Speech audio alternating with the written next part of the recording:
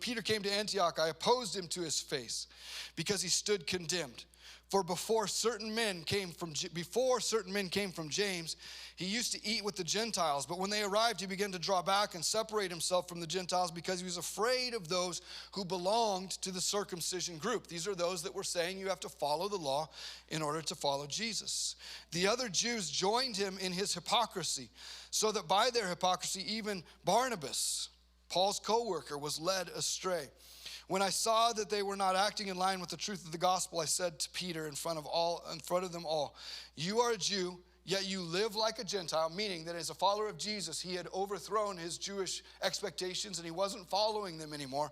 And yet, you live like a Gentile, not like a Jew. How is it then that you force Gentiles to follow Jewish customs? Why is it that you're creating second-class citizens within the kingdom is the question that Paul is asking them. And so as I shared earlier, Paul's heart, and we saw it when he came to the council, is that he went behind closed doors and he had these confrontation or these conflict type conversations with them. Hey, am I doing okay? I know that there is contention between us. I know I'm coming here because it's been revealed to you that we are not following the circumcision laws, that we're not following all these laws. I'm here to deal with this conflict and show you what I'm preaching. So this is how Paul typically deals with things. But in this particular case, he calls Peter out in front of everyone. And there is this place of contention that grows between them. And this place of contention is based on the fact that Peter is publicly living out his relationship with Jesus in a way that is drawing people back into religion instead of continuing them into freedom. And so what you have happening is that all of the Jews that are there visiting and sitting around the table are excluding the Gentiles who they just got done saying, if we believe that this is sequential, they just got done saying, there's nothing that we need to add to your gospel. Make sure that you take care of the poor. You're good to go. Peter is agreeing to live this out. And yet as soon as there's some degree of contention, Peter is going back to, is it racial? Is it class systems? Is it just so deeply ingrained in him?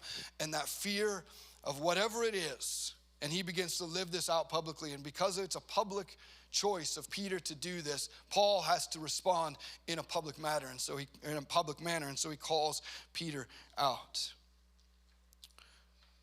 Paul's gospel didn't care about being adopted into the covenant, didn't care about following the law. Peter's didn't either, and that's what they had come to agreement upon. James's didn't either. That's what they came to agreement on in Acts 15, Galatians 2. That's why this is so alarming to Paul. We just had this conversation, and now you're choosing to live this out in a different way. For we who are Jews by birth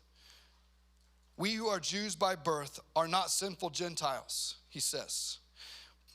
Know that a person is not justified by the works of the law, but by faith in Jesus Christ. So we too have put our faith in Christ Jesus, that we may be justified by faith in Christ and not by the works of the law, because by the works of the law, no one will be justified. So Paul is saying we do not have to follow the law to be justified. We are justified by Jesus. It is our allegiance to Jesus, our faith in Jesus that is justifying us, not our adherence to the law. And so and this is just an interesting little note that I think it's good for us to know as we're reading in other places where Paul is speaking, is when he says just by faith and not by works. This is a place where sometimes we read those types of verses, we read ourselves into them and we think, okay, we need to be saved by faith and not by the things that I do. But understand that whenever Paul references works, he's referencing works of the law.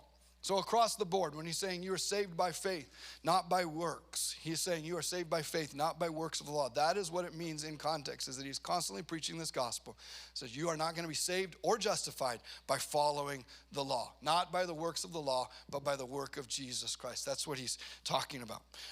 And so when he shorthands that in other places and other letters that he writes, that's what he's referencing.